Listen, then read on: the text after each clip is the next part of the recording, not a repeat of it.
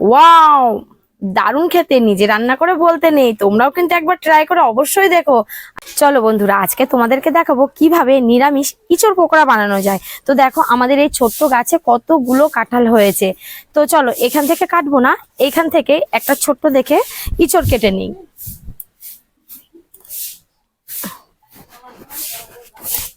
এই দেখো কত আঠা পড়ছে দেখো। এটা কিন্তু অনেকেই জানেন না যে কিভাবে ইঁচড় কাটতে হয়। এই সুযোগে একটু দেখে নিন কিভাবে আমি ইঁচড় কাটছি। তো চলো দেখা যাক। তো বন্ধুরা দেখো, সবার প্রথম আমি কিন্তু হাতে একটু তেল নিয়ে নিলাম। আর সেই তেলটা কিছুটা এই যে বটিতেও লাগিয়ে নিলাম, তাহলে কি হবে, বটিতেও আঠাটা লাগবে না আর আমার হাতেও আঠাটা লাগবে না। আর এইবার আমি ইঁচড়টাকে এই যে মাঝখান থেকে একটু কেটে নিলাম। কেটে নিয়ে এবার এটাকে আমি পিচ পিচ করে নিলাম। আর দেখো কত সুন্দর কচি ইঁচড়। যে ইঁচড়ের যে সবুজ অংশ, এটাকে পুরোটাই বাদ দিতে হয়। তো দেখো আমি সবার প্রথম এই ইঁচড়ের সবুজ অংশটা বাদ দিয়ে দেবো। দেখো, আর এটাকে সুন্দর করে বাদ দিতে হয় যেন একটুও সবুজ অংশ না থাকে, কারণ সবুজ অংশটা থাকলে না তিতকুর তিতকুর লাগবে আর খেতে তেমন একটা ভালো লাগবে না, আর অত টেস্টিও হবে না। এই যে আমার এই যে পুরো সবুজ অংশটা বেশ সুন্দর করে এই যে আমি বাদ দিয়ে দিলাম। তারপরে এই যে ইঁচড়ের মাঝখানে যে বুকের দিকে বুকোটা থাকে, এই বুকোটাকে ফেলে দিতে হবে। আর কারণ ওই বুকোটা কেউ নেয় না। আর এটা হলো, যেহেতু কচি ইঁচড় তেমন কিছু বাদ দেওয়ার নেই। এবার ইঁচড়গুলোকে আমি এরকম করে কেটে নিয়ে বেশ সুন্দর ছোট ছোট করে পিস করে এই সাজিটার মধ্যে রেখে দিলাম। ইঁচড়টা কিভাবে কাটতে হয় তোমরা তো দেখতেই পেলে, আর বাকি ইঁচড়টা আমি কেটে নিই, তোমরা দেখতে থাকো।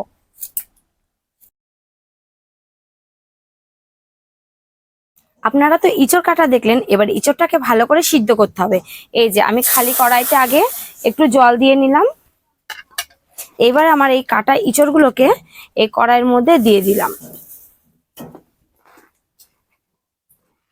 আর এতে একটু পরিমাণ মতো লবণ দিয়ে দেব।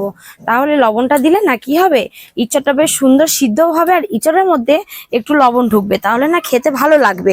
আর নইলে পরে একটু জলসা জলসা ভাব লাগে। তো ইঁচড়টা ততক্ষণে একটু সিদ্ধ হতে থাকুক।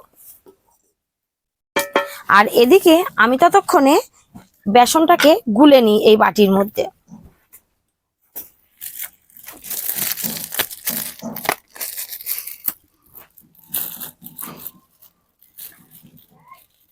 এখানে আমি পরিমাণ মতো কিন্তু বেসন দিয়ে দিলাম।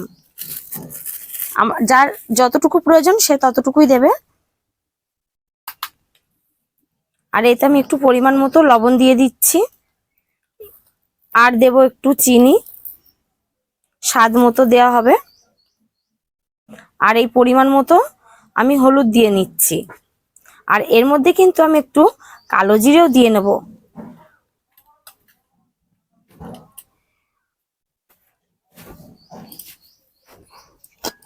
এবারে পরিমাণ মতো কিন্তু আমি জল দিয়ে নেব।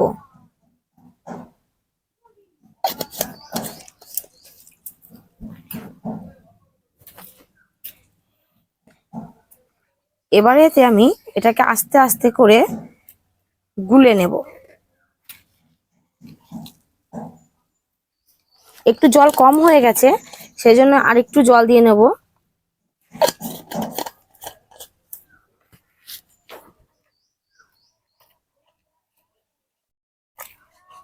বেশ সুন্দর করে অনেক সময় ধরে ফাটালে পরে কি হয়, জিনিসটা বেশ ফুলে ফুলে ওঠে আর বেশ সুন্দর হয়।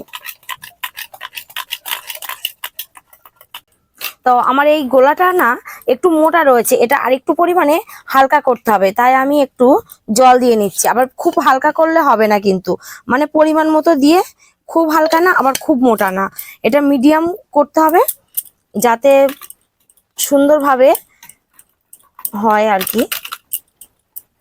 তো এটাকে আমি কিছুক্ষণ বেশ 5-10 মিনিট মতো আমি একটু রেখে দেবো। আর এদিকে দেখি আমার ইঁচড়টা কতদূর সিদ্ধ হলো। তো দেখো ইঁচড়টা কিন্তু প্রায় সিদ্ধ হয়েই এসেছে। এবার আমি আস্তে আস্তে ইঁচড়টাকে নামিয়ে নেব। আমি কিন্তু এই পাত্রটাতে ইঁচড়টা নামিয়ে নেব।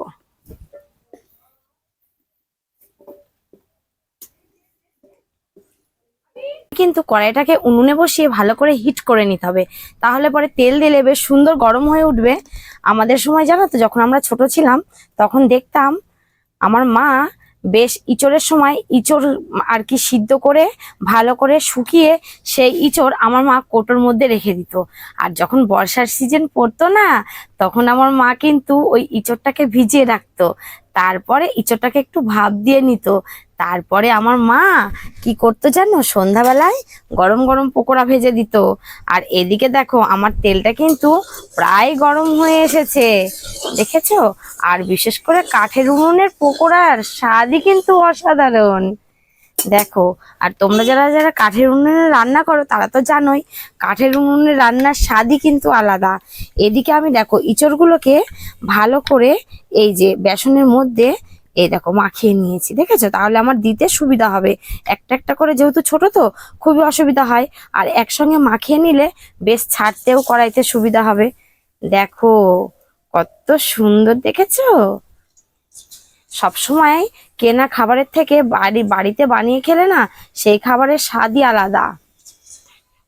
এই যে একটা একটা করে এবার আমি কড়াইয়ের মধ্যে ছেড়ে দিচ্ছি। তোমরা চাইলে কিন্তু বাড়িতে ঠিক এইভাবে বানিয়ে একবার টেস্ট করে দেখতে পারো, খুব সুন্দর লাগে জানো তো খেতে। আর আমার মেয়ে তো প্রায় দিন ইঁচড়ের সময় বায়না করে যে মা আজকে একটু ইঁচড়ের পকোড়া বানাও। আর আমার মেয়ে কিন্তু বাড়ির খাবার খেতে একটু বেশিই পছন্দ করে। আর আমার মেয়ে শুধু না, আমাদের পরিবারের কিন্তু সবাই আমরা বাড়ির তৈরি খাবার খেতে একটু বেশিই পছন্দ করি। তো দেখো আমি ইঁচড়গুলোকে যতটা পেরেছি কড়াইতে দিয়ে দিয়েছি, আর বাদ বাকিটা এর পরের লটে আর কি দেব। ততক্ষণে ইঁচড়টা হতে থাকুক, ইঁচড় পকোড়া হতে থাকুক, ইঁচড়টা না ইঁচড় পকোড়া। দেখি কেমন লাগে আজকে বানিয়ে খেতে। আর আজকে কিন্তু তোমাদেরকেও টেস্ট করিয়ে দেখাবো যে কেমন লাগছে খেতে। আগে কিন্তু একবার আমার তোলা হয়ে গেছে, সেটা কিন্তু খুব সুন্দর উঠেছে জানো তো। আর দেখি এই লটের গুলো কেমন ওঠে। বন্ধুরা, আমার তো এখানে পকোড়া ভাজা কমপ্লিট হয়ে গেছে। এবার আমি পকোড়াগুলোকে আস্তে আস্তে একটা বাটির মধ্যে এগুলোকে তুলে নেব। তো দেখো কত সুন্দর টেস্টি টেস্টি পকোড়া হয়ে গেছে আমার এই বাটির মধ্যে, দেখো। আর এগুলো কিন্তু মুড়ি মাখার সঙ্গে হেভি লাগে টেস্টি খেতে। আর দেখো কত সুন্দর লাল লাল ঝাল ঝাল ইঁচড় পকোড়া, দেখো।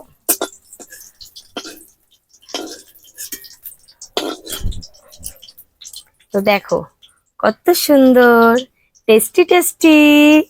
তো চলো আমি একটা খেয়ে দেখি, তারপরে আর বাদ বাকিদেরকেও দেখাবো। আর তোমরাও কিন্তু টেস্ট করে একটু দেখো। বাবা প্রচুর গরম তো।